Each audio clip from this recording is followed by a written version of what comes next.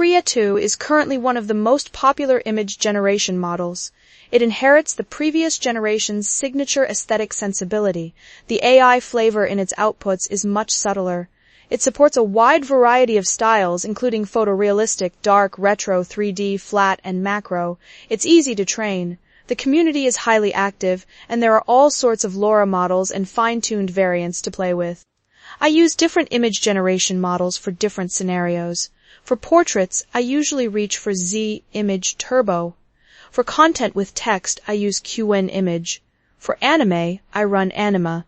Klein is my all-rounder, it handles just about anything. And then there's the venerable Flux one from the ancient days, paired with specific LoRAs to generate meme stickers. Of course, Krea-2 also has its place in the lineup. In today's video, we'll take a deep dive into every aspect of Krea-2 and figure out exactly when it should step onto the stage. The official team released two different models, the undistilled raw version and an 8-step distilled turbo version, both 12B parameters. They serve very different purposes. The official recommendation is to train on the raw version and generate with the distilled one. But if you insist on generating with the raw version, that's fine too. In some scenarios, it even has its own advantages. We'll demo and compare the two in this video. For those who just want a simple experience, picking the right quantized format of the turbo model based on your VRAM is the easiest path. Right now there are BF16 for those with 24 GB VRAM or more, the once universal FP8 and the now universal Int8 convert, plus MXFP8 and NVFP4, which are better suited for 50 series NVIDIA cards. When in doubt, go with Int8 convert. If you prefer the GGUF format, Krea-2 is well covered there too. Vantaguithai has put together 13 different formats from Q2K all the way to Q80, with Q6K offering the best value. However, the ComfyUI GGUF plugin has been out of maintenance for a long time, so you need a non-official fork to use it. It's not super convenient. I'll drop the link in the description for anyone who really needs it. Krea-2's text encoder is Qwen3VL4B. With 4 billion parameters, it's no small model. The BF16 format alone weighs in at 8.88 gigabytes, which is a nice auspicious number. We can pick the FP8 version at 5.24 gigabytes to ease the pressure. The VAE is the QN-Image VA, same as many recent models in the Alibaba ecosystem. WAN and QN both share it. The downloaded models should go into the folders shown in the table. ComfyUI added support for Krea-2 in version 0.26.0. My current version is newer at 0.27.0. Find the Krea-2 workflows in the template library. The third and fourth ones use Krea's official API, so just skip those. The first two workflows are basically identical. One uses the Int8 convert format, and the other uses FP8 scaled. As I mentioned, Int8 is currently the best format, so let's load the first one. It's still the subgraph workflow style that ComfyUI's official team has been favoring lately. There are only 3 nodes in total. The leftmost one sets the maximum pixel count and aspect ratio to generate the resolution. By default, it's 1:1 square at 1 megapixel, which is 1024 by 1024. I think the biggest problem with the current subgraph nodes is that these text input boxes have no parameter labels in front of them. You can't even tell what each box corresponds to. The first one here is the positive prompt, and the one below it is the LoRA trigger word. Switch the model to the local version, leave all the other parameters unchanged, and click Run. Oops, an error. Looking inside the subgraph, the error says LoRA model not found, but we haven't actually enabled the LoRA node at all. Diligently pick a LoRA, run it again, and we get a picture of an athlete kicking a soccer ball. Really powerful, and the AI flavor is indeed subtle. Time to put it to the test with Gemini. Ha! It leans toward this being a real photograph, at least not something from the current mainstream AI generators. Now enable the LoRA and try again. Oops, no effect at all. Looking closer, the trigger word in the workflow's default LoRA is wrong. I swap in an official anime LoRA and its matching trigger word, then run it again. The effect is obvious, though it's not the vintage tarot style the LoRA is named after. It closely resembles the official example. Load the workflow I've put together. Compared to video generation models, image model workflows are relatively simpler. Just load the model, fill in the prompt, set the output size, sample, decode, and save the image. This flow hasn't really changed since the SD 1.5 era. The only slightly complex part of the whole flow is the optional prompt enhancement. Since Krea-2 uses Qwen3VL, itself a 4B model, as its text encoder, you can use it directly to converse and generate prompts without hooking up an external LLM platform. I'll demo this later. Same as the official workflow, I'm loading the int8 convert main model and the FP8 text encoder. The LoRA loader and the prompt enhancement section are disabled by default. The prompt is an overhead shot of a stylish young woman. Using the Euler plus simple sampler at 8 steps, target a 1024.1024 square. Click Run and see how it looks.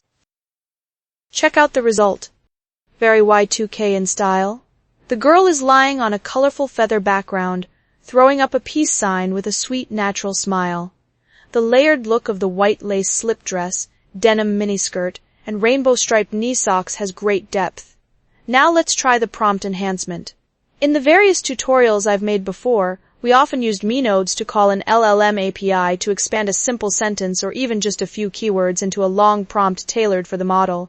But many people don't have API credits. In this workflow, we use the text encoder Qwen3VL that's already loaded in the flow as the LLM. Just wire it up inside ComfyUI, no need to spin up Ollama or LM Studio separately. Sounds complex, but it's simple in practice. Enable the prompt enhancement group, replace the long prompt with the simple "a cat on a sofa," and run it directly. On my machine, Qwen3VL4B usually takes a little over 10 seconds to finish.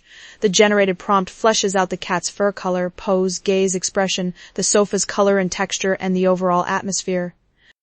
The final result doesn't disappoint. It's an adorable orange tabby.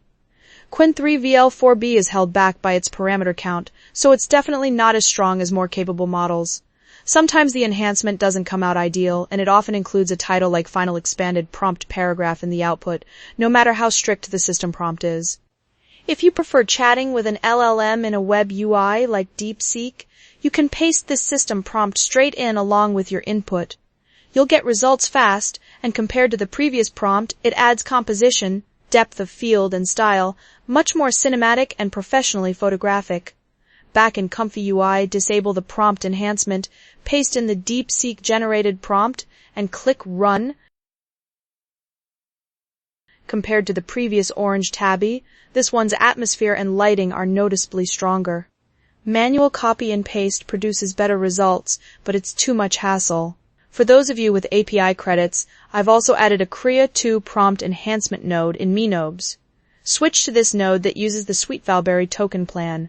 It lets you pick a more powerful model than Qwen3VL4B and saves you the back and forth with a web UI. Here's the prompt the node generated. The SweetValberry generated prompt leans more into environment, atmosphere, and color coordination, so the final image has a different style than the previous few. With prompt enhancement disabled, let's talk about how to write prompts for Krea-2. The requirements are simple. Write in natural language. Be as detailed as possible. If you want specific text to appear, always wrap it in quotes. The official docs provide plenty of example prompts, paired with the corresponding images. We've already seen normal image generation. Now let's try something with text in it. I'll swap in a prompt. It's the classic Monday office worker meme style. Check out the result. Pretty good. The Monday dread is spilling off the screen. Messy hair, loose tie, towering stacks of paper, and the bold Monday caption. Large text is Krea-2's comfort zone. It's stable and reliable. The font and placement both follow the prompt exactly. Now let's try smaller text. Use this prompt to challenge multi-line typography. The output is a book cover. The title, author name, and other text are all clearly visible. Even the small text at the bottom stays sharp and legible, no mush at all. But there's a flaw. This time the model didn't follow the tri-band penguin layout from the prompt and just drew a penguin instead. That said, it depends on the reroll. With similar prompts, I've gotten the correct layout before. I've run quite a lot of images. Overall, while it's not as good as Qwen image at English rendering, most of the time it's fine. Chinese, however, is its weakness. Let's go back to the original meme prompt and just swap the big caption for the Chinese phrase meaning Monday is busy. Check out the result. Of the 4 characters, only 2 came out right. I could keep re-rolling, but in my actual use, even just running the 2 Chinese characters for Monday often comes out wrong. Krea-2 still has a lot of room to grow on Chinese text generation. Image rendering is a model generation capability issue, but prompt understanding is the encoder's job. Since Krea-2 uses QN3VL as its text encoder, it can fully read and use Chinese prompts. Swap in the Chinese version of the prompt we demoed before. Run it directly. Let's compare. On the left is from the English prompt, on the right is from the Chinese prompt. Overall, the 2 images are very similar in composition, pose, and clothing details. The overhead angle, rainbow feather background, lace dress, and denim shorts, all these core elements were reproduced. But on closer inspection, the Chinese prompt's adherence is much weaker. The most obvious giveaway is the hand gesture. On the left, the English version accurately throws up a peace sign. On the right, the Chinese version completely missed the peace sign instruction. This shows that while QN3VL can understand Chinese semantics, English still has stronger control when it comes to handling specific action instructions. So if you have a choice, especially if you can use an LLM to help write prompts, it's still better to default to English. Krea-2 isn't very demanding about image size. It adapts well to different dimensions. The only requirement is that both width and height be multiples of 16. Since this image is an overhead view, let me try a vertical portrait size of 928 by 1152. Take a look at this vertical image. The composition is very comfortable. The subject sits fully centered, with no body distortion from the aspect ratio change. I've also tested different resolutions, and there's an interesting pattern. If you set a landscape size but ask for a single-person portrait, the model often generates what looks like a landscape format version of a vertical shot. The Krea-2 team claims it supports direct 2K output. Let's run it at 2048 by 2048 and verify. Click Run. On the 4080, sampling took 33 seconds to produce this 2K image. The detail is genuinely stunning. The patterns on the lace dress, the frayed edges of the denim shorts, even each individual feather in the background are clearly visible. Reset the resolution to 1024 by 1024 and let's look at how step count affects generation. We've been running only 8 steps until now because the official team says the Turbo model is an 8-step distilled checkpoint. But a few extra steps do help. Let me run 14 steps to show you. Compare, on the left is 8 steps, on the right is 14 steps. Zooming in, the 14-step version has finer skin texture, sharper lace patterns, and more layered background feathers. I've tested different step counts. Here are the 3 tiers I recommend. 6 steps gives nearly normal results at the fastest speed, great for quick previews. 8 steps is the official recommendation and the best value, the everyday default. 14 steps trades more detail for nearly double the sampling time. Beyond that, more steps don't bring any noticeable improvement. We're using the Euler plus simple scheduler combo. That's the most stable and basic configuration. But there's a community claim that Krea-2 performs better with the Beta 5.7 scheduler. That scheduler isn't natively supported though. You need a plugin called Res4LYF to unlock it. The question is whether it's worth it. Let me demo it for you. Sampling time barely changes. It produces a result in the same few seconds. Side by side, each has its own strengths. If you have to pick a difference, the Beta 5.7 version has higher contrast and more layered color transitions. But honestly, there's no clear advantage. For the vast majority of cases, just using the simple scheduler is perfectly fine. Let me switch it back. If you run into grid-like artifacts or washed-out images when generating with Krea-2, it might be a VAE issue. Try switching to the WAN 2.1 VAE. I'll swap it and click Run. This change is way bigger than swapping the sampler. The image is cleaner, especially the dark details. Almost no one in the community has reported downsides either, so feel free to use this VAE with confidence. Krea inherited the ecosystem from the Flux series as soon as it released. LoRA models trained on Flux, one dev could be used with it. Krea-2 can't directly hook into Flux Point 2, but thanks to easy training, there are already quite a lot of LoRAs available. When we used the ComfyUI template workflow earlier, we already verified the official vintage Turbo LoRA. Now let's try it again in this flow. The usage for a regular non-IC LoRA is the same every time. Load the LoRA after the main model, then write the trigger word in the positive prompt. Some models don't have one. If the prompt is already long, it's best to put the trigger word at the very front. Click Run and it successfully shifted into that style. I honestly can't really appreciate it though. Let me swap in a prettier community LoRA instead. Following the author's recommendation, I bumped the weight to 1.25. The prompt is just a woman portrait plus the trigger word, glittering pixel orb style. Nothing else changes, run it directly. This glittering pixel orb style is genuinely interesting. The figure looks like she's made of countless tiny glowing particles, sparkling against a black background. When introducing the model, we mentioned that the official recommendation is to only use the raw model for training, and that the turbo model is what's actually used for image generation. But there's also a Turbo LoRA in the ComfyUI repo that pairs with the raw model for image generation. Let's give it a try. Reset the prompt to the original Y2K style girl. Swap both the model and the LoRA. Pairing these two opens up a much wider adjustable range for the parameters. I see that as the biggest advantage of this setup. From my experiments, CFG can be picked from 1.5 to 2.5, and I recommend around 10 to 14 steps. Total sampling time was 27 seconds, more than triple the time for the 8-step turbo version. Let's compare the results. Personally, I think the texture feels more solid this way. If you're not in a rush and want something closer to the original large model's fine detail, this combo is absolutely worth a try. If you've installed the forked GGUF plugin, you can use it like I do here. Add a GGUF model loader node, pick the theoretically best Q80 model, and replace the previous large model. Since this is already the turbo model, disable the LoRA loader node and remember to adjust the parameters too. Click Run. I'm not sure if it's because my recording software was hogging some of the VRAM, but this run took an unusually long time. The final result is fine, but it's hard to say it's much better than int8 convert. There's another approach similar to the two-stage sampling on the LTX video model. Use the raw model at half the size to lay down the base, then load the Turbo LoRA for a few steps to enhance detail. Let me adjust the workflow. The flow works like this. Stage 1 uses the raw model with CFG at 2.5, size 5W12 by 5W12, and 8 steps to produce the base composition. Stage 2 loads the Turbo LoRA and uses the Bislurp algorithm to upscale the latent space data from stage 1 by 2x. Then with CFG at 1 and a denoise strength of 0.5, runs 6 steps to finish the whole image. Personally, the light and shadow transitions look a bit better and the skin texture is finer.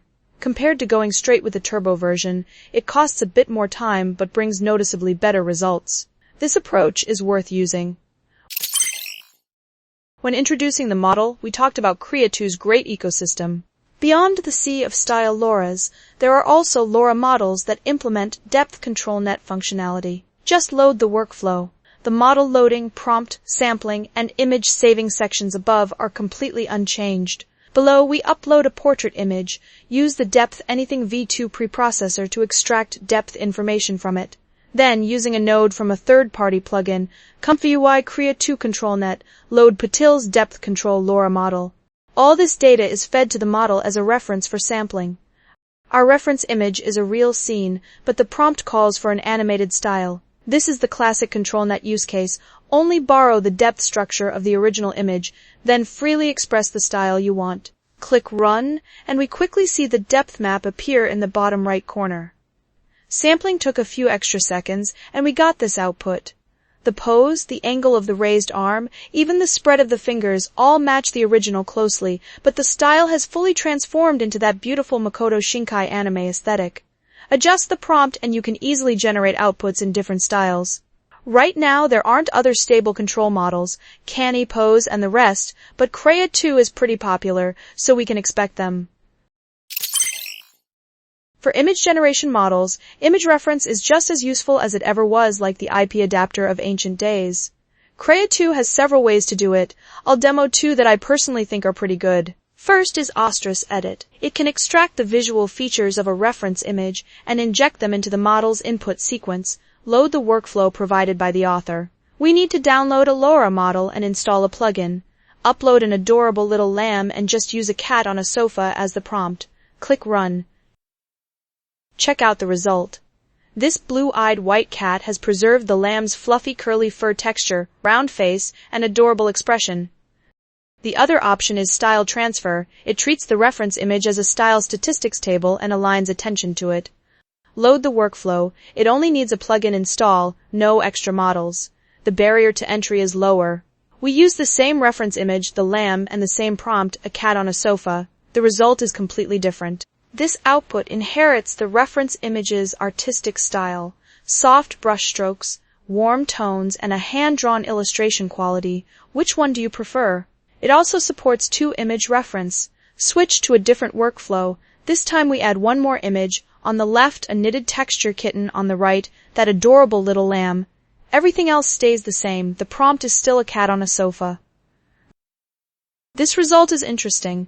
The knitted texture we expected doesn't appear in the image, but the cat's pose and markings closely match the American short hair from the first reference image, and the overall artistic style, that soft anime feel, clearly comes from the second reference image, the lamb.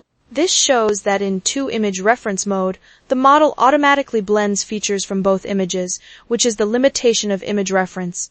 Unlike professional image editing models such as Klein or Q1 Image Edit, you can't precisely control via prompt things like, I want the wool texture from image A but the style from image B.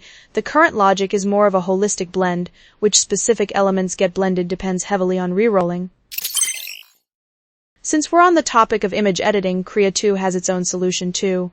I think the Identify Edit v1.1 LoRA works pretty well, but it has to be paired with a Krea-2 Edit plugin. Load the workflow provided by the plugin author. This is that editing LoRA. Our input image is a young woman holding a plate of strawberries. Write the edit instruction directly in natural language in the positive prompt. Change her hat color to clean white. Keep the rest of the scene and the person identical. Then click Run. This is almost on par with dedicated editing models like Klein. The character's beret turned a clean off-white, but nothing else was affected. Now let's try a larger scale edit. Swap the background for a city street at dusk. The new background transition is flawless, and the rim light on the hair edges and the warm reflections on the sweater both match the new light direction perfectly. The camera pulls back just a little, and the subject naturally fills the frame as a half-body portrait, like it was really shot on a city street. But image editing isn't perfect either. For instance here, I asked it to swap the strawberries on the plate for blueberries. In the final output, the blueberries did get swapped in, but they're way too big, completely out of proportion. But interestingly, the model isn't unaware of how big blueberries should be. Tweak the prompt, ask for both strawberries and blueberries on the plate. This time the blueberries next to the strawberries are much smaller. That's the normal blueberry size. The plugin also supports 2-image editing. Pull up a new workflow. The only difference is one extra reference image input. We upload a chair and a full-body portrait of a woman. The prompt is have the woman sit comfortably on the chair. Let's see if image editing can combine them. From the person's perspective, the face, outfit, and shoes all stay completely unchanged, and the sitting pose is natural. Great. From the chair's perspective, though, the material difference is significant. The chair in the output is clearly fuzzier. If you want to use this feature for e-commerce product photos, try to pick clear, close-up object reference images and be ready to re-roll. Beyond all the various LoRAs, the community also has plenty of fine-tuned large models based on Krea-2. Some excel at photorealistic portraits, others specialize in artistic posters. Some push the image towards cinematic, high-contrast looks, and some even break through the model's built-in content limits. I've tried quite a few. Here are a few that perform well. First up, the Krea-2 series. The V3 version is great for art posters. If you need a cover, illustration, or concept poster, this is the pick. I used this prompt to generate an art poster with screen print texture, a girl in a blue coat, oversized red flowers, geometric color blocks, paper grain, and an asymmetrical composition. The V4 version of this series is the opposite. It specializes in pure photorealism and fashion photography. The image loses a bit of illustration feel and gains genuine photographic texture. The portrait generated from this prompt, black blazer, silver earrings, skin texture, and dark background, is very stable. Overall, it looks like a high-end fashion magazine studio shot. Redcraft is a familiar name in fine-tuning circles. Naturally, it didn't miss Krea-2. This model emphasizes high-quality detail, material rendering, and commercially viable styles. In this image, the metalware, energy tubes, dense mechanical detail, fog, and cool rim lighting are all extremely striking. Then there's Krea-2 Muse. It excels at people in fashion. It can produce great brand lookbooks, commuting outfits, and street-style shots. The image is clean, the lighting is natural, very suitable for e-commerce or fashion use cases. Fascium is mainly used in the Krea-2 ecosystem for NSFW content. Even on regular portraits, though, its texture is pretty impressive. Finally, something different. Turbo HDV1, which comes paired with a dedicated HDVAE and specializes in high-resolution, high-detail content. Take this product shot, for instance. The glass reflections and stone textures are stunningly crisp. Overall, Krea-2's fine-tuned models and LoRAs feel like 100 flowers in bloom. If you need a particular style, remember to search the community. That wraps up the demo portion. Finally, let's summarize Krea-2. It has quite a few strengths. First, and most famously, it has a very distinctive aesthetic. The AI flavor in its outputs is much subtler, with natural textures. Second, it runs extremely fast. On my local RTX 4080, a single image comes out in just a few seconds, and cranking out a dozen or more per minute is no problem at all. The efficiency is impressive. Third, the package is complete, and the ecosystem is healthy. The community has all kinds of LoRAs and fine-tuned large models. Whatever style you want, you can almost always find a matching resource. That said, it has some clear downsides too. First, prompt adherence isn't always stable. It's easy for the model to miss some detail elements. Second, text rendering is mediocre, especially for Chinese. Getting accurate characters is hard. Finally, the license isn't very friendly. It's not fully unrestricted for commercial use, so companies should be cautious. Still, for most users, Krea-2 has unique advantages and is worth keeping on your hard drive. When you need to generate more artistic-looking images, give it a try. It can be a secret weapon. Alright, that's it for today's video. If you found this content helpful, please drop a like to show your support. All the models, plugins, and workflow links mentioned in the video are in the description. Grab whatever you need. See you in the next one.